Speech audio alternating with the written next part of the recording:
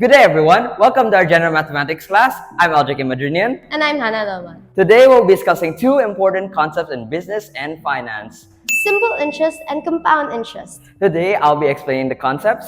Well, I will be working through examples. Let's get started! Now, you may be scratching your heads and asking, why is this important? Well, whenever we realize it or not, we encounter interest in our daily lives. When we borrow from the bank, when we deposit in the bank, or even when we invest in business, by understanding how interest works, we make smart decisions when it comes to our money. Let us start with simple interest. Simple interest, or SI, is extra money you pay or earn based on your original money called principal. Simple interest is calculated only on the principal and does not grow by itself. That means your interest stays every year. Now, the formula for simple interest is equal to P times R times T, wherein P is the principal or the money we start with, R is the interest rate, and T is the time in years. Now, to get the total amount after the simple interest, we just simply take the principal and add the simple interest that we calculated. Take note that in calculating the simple interest and the total amount, the interest rate must be converted into a decimal. If not, we must divide the formula by 100. Now, let's start with the first example. A principal of 10,000 pesos is borrowed at 6% annual simple interest for 3 years. How much is the interest? Following the formula, simple interest is equals to P, the principal, which is 10,000 pesos, times R, the rate, which is 6%. 6% in decimal is 0.06, times T, the time in years, which is 3. Now, the answer should be 1,800. So to answer the question, the interest is 1,800 pesos. Next example. Find the total amount after 5 years if 15,000 pesos is invested at 8% simple interest. Following the formula, SI is equals to P, which is 15,000, times R, 8%. 8% in decimal is 0.08, times the time in years, which is 5. This should be equal to 6,000. Now to get the total amount, we just simply get the principal, 15,000, and add it with our simple interest that we calculated, 6,000. The answer should be 21,000. That is your total amount. Next example. If the interest is 3,600 pesos after 4 years at 12% simple interest, what is the principal? So for this problem, the principal is the one that's missing. What do? We identify the simple interest. The simple interest in this problem is 3,600 pesos. So let's put here 3,600 equals to P. Since P is the one that we're looking for, let's just simply put P times R. Our R is 12%. 12% in decimal is 0.12 times T, 4. 4 years. Evaluate. Divide both sides with 0.48. This should be equal to 7,500. That is our principal. So to answer this problem, our principal is 7,500 pesos. Next example. A loan of 5,000 pesos grows to 6,250 pesos in 5 years under simple interest. Find the annual rate. Now for this problem, the rate is the one that's missing. Let's first identify the given. The principal in the given is 5,000. The amount or the total amount is 6,250. And the time is 5. In order to use the formula, we need to identify the simple interest. How do we do that? We just simply minus the total amount with the principal. So 6,250 minus 5,000, the simple interest will be equals to 1,250. Now that we have the simple interest, let's apply the formula. 1,250 equals the principal, which is 5,000, times the rate, R, and times the time, 5. Now, let's evaluate. Divide both sides with 25,000. This should be equal to 0.05. Now convert it into rate, which will just times it by 100. This will be equal to 5%. So that's your answer. The rate is 5% per year. Last example for the simple interest.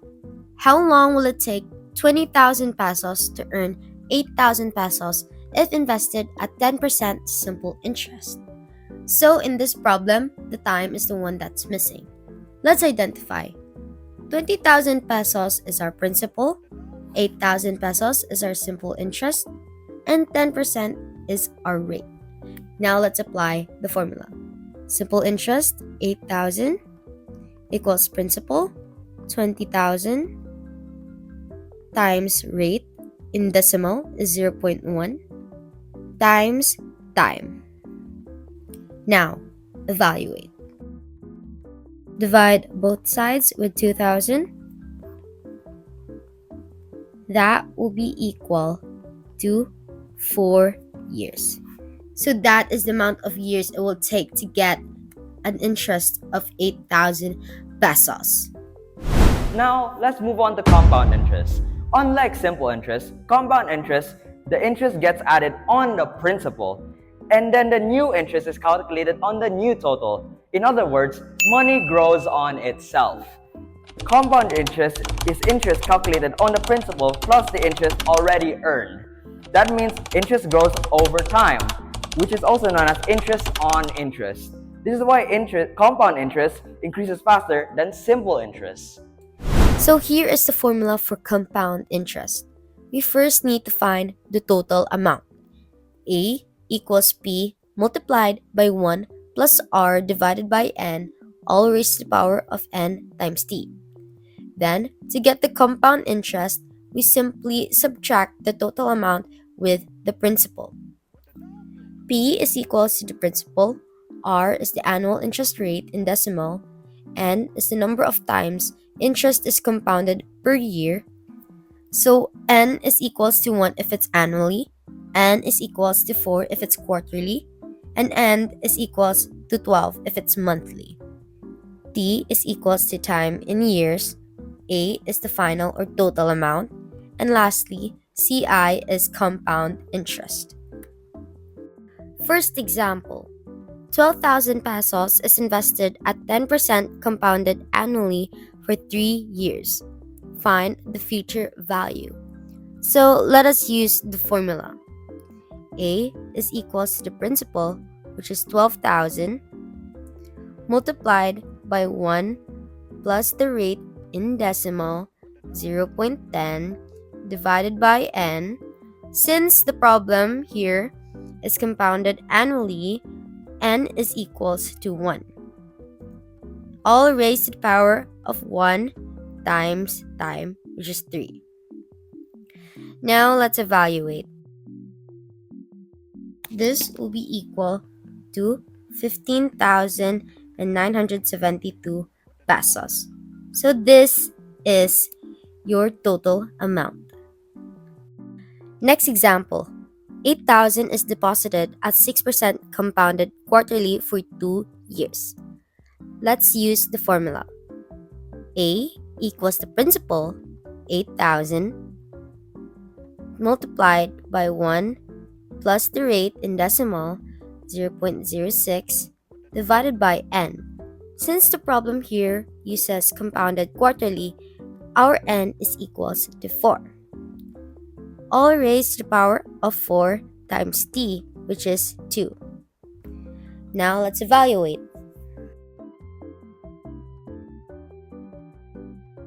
So our total amount is 9,014.40 pesos. Next question. After 4 years, an investment amounts to 13,310 pesos at 10% compounded annually. What is the principal? So for this problem, the principal is the one that's missing.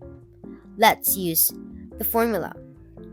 The amount in this problem is 13,310. So let's put here 13,310 is equals to the principal, which we're yet to find, P, multiplied by 1 plus the rate in decimal, 0.10, divided by n, and here is 1 since it's compounded annually, all raised to the power of 1 times 4, the time.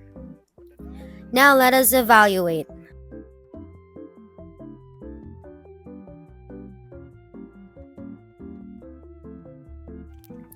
So our principal here is equals to 9,090.91 pesos. Next example. 20,000 pesos grows to 24,000 pesos in 3 years, compounded annually. What is the interest rate? Now for this problem, our rate is the one that's missing. Let's identify the given. 20,000 is our principal, 24,000 is our total amount, 3 is our time in years, and our n is equals to 1 because of compounded annually. Now let's apply the formula. A equals 24,000 equals P 20,000 multiplied by 1 plus R, our rate, divided by n, which is 1, all raised to the power of n times t, which is 1 times 3. Now evaluate. Divide both sides with 20,000. This should be equal to 1.2. Now to get rid of this cube, we need to get the cube root of both sides. This should be equal to 1.0627. Now transpose the 1 to the other side. The answer should be 0.0627. To convert this decimal into percentage, we just simply multiply it by 100. Now, our answer should be 6.27%. That is our missing rate. Last example for compound interest. If 10,000 pesos is invested at 5% compounded annually for 2 years, how much interest is earned? Now I want to introduce a shortcut. If it's compounded annually, the n is equals to 1, right? That means we could automatically write the formula as A equals P multiplied by 1 plus R, all raised to the power of t. Now let's apply the formula. A equals to P, which is 10,000, multiplied by 1 plus the rate, which is 5, in decimal form is 0.05, all raised to the power of 2. Now let's evaluate.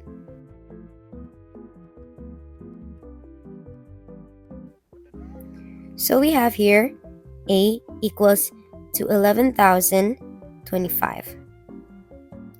So our total amount is 11,025.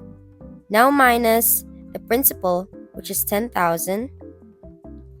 This will be equal to 1,025. That is our interest.